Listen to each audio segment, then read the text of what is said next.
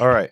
Now let's talk about Yahuah. And I'm not saying this is your position, but I've talked to a lot of people who use Yahuah or some form of that, and they say, well, Nehemia, it's Netanyahu, and then it's Yahunatan, and Yahuchanan, and Yahushua.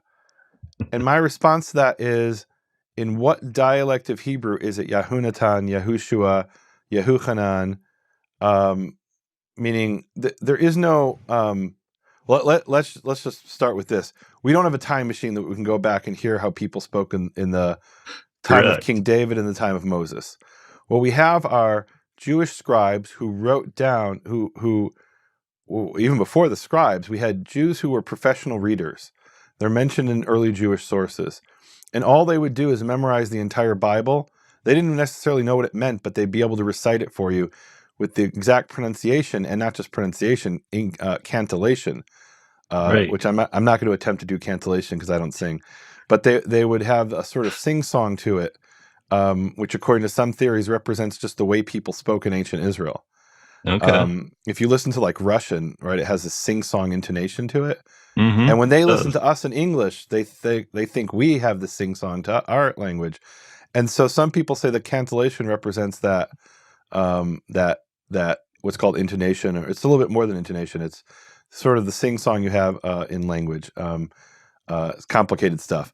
Right. But in any event, they wrote down the way that they learned to read it, and that became the text of the Bible we have today. And they wrote down how they pronounced Hebrew. That's one source of information we have. The second source of information is independent of them writing it down. We had Jewish communities all over the world, from Yemen to northern Russia, and from Morocco, which is as far west as you could go, all the way to China. And let's leave out China and India. Okay, all the way to Persia, because we have very good documentation for how Jews of Persia pronounced Hebrew, and how Jews of Morocco pronounced Hebrew, and how Jews of Yemen pronounced Hebrew, and how Jews of northern Russia pronounced Hebrew. If you look at all those Jewish communities and you say, okay, what do they have in common in their pronunciation of Hebrew words and Hebrew names? Well, it's very, very similar to what was recorded by these Jewish scribes in Tiberias. It's not 100% identical. Sometimes there's really interesting little quirks which are different. So one example is the word rabbi, okay? So if you listen to Jews today, most of them will pronounce it Rebbe with an eh. Hmm. Well, that's interesting. And then in the New Testament, you have Reboni. So that means the first syllable was E, Reboni, right? Okay. Why is it Reboni and not Reboni? And you might think, well, it's in Greek and they didn't know how to write it. You know, they didn't write it. And that's a possibility. Second question is, how do they pronounce Greek, right? That's Right. not so simple either. That also changed over time. But if you go to the Jews of, I believe it's Libya, who who all live in Israel today, but people did this before they were, most Jews in the Islamic world were expelled from the Islamic world in between 1947 and like 1956, 1970. So that community doesn't exist anymore. But when they did exist, and their descendants today in Israel, when they say rabbi, they don't say Rebbe, they say Rebi. And you say, wait, Rebi, that just sounds very much like Reboni, right? And Reboni would be probably something like our rabbi. So you have that E. And then now how do they pronounce it in the Hebrew of the Bible?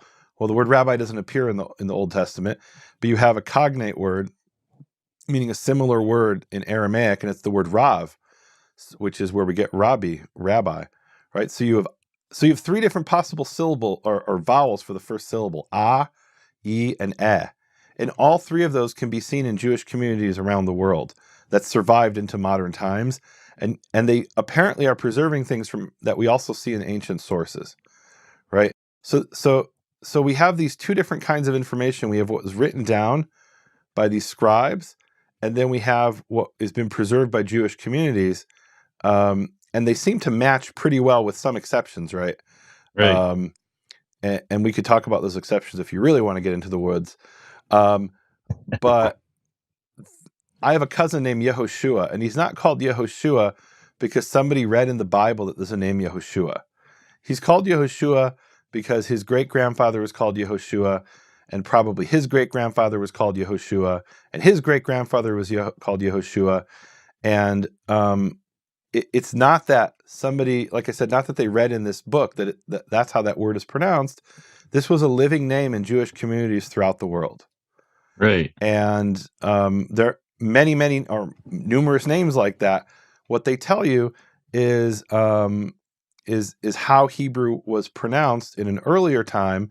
Now, it could have changed over time. It almost certainly changed over time.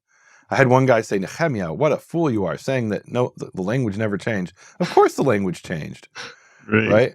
What we're trying to do is reconstruct to the best we can what it was like in earlier times. And then more importantly, from my perspective, is to be consistent. I have no problem if somebody pronounces the name Yahuah, but then you have to be consistent throughout the rest of the language. So what are the rules there? Okay, so it's not Yehochanan, it's Yahuchanan. Okay, I mean, there's no evidence for that from Hebrew sources, right? But at least you're saying that's the prefix form is Yahuchanan, Yahushua. Does that make sense? Yeah, no, that does.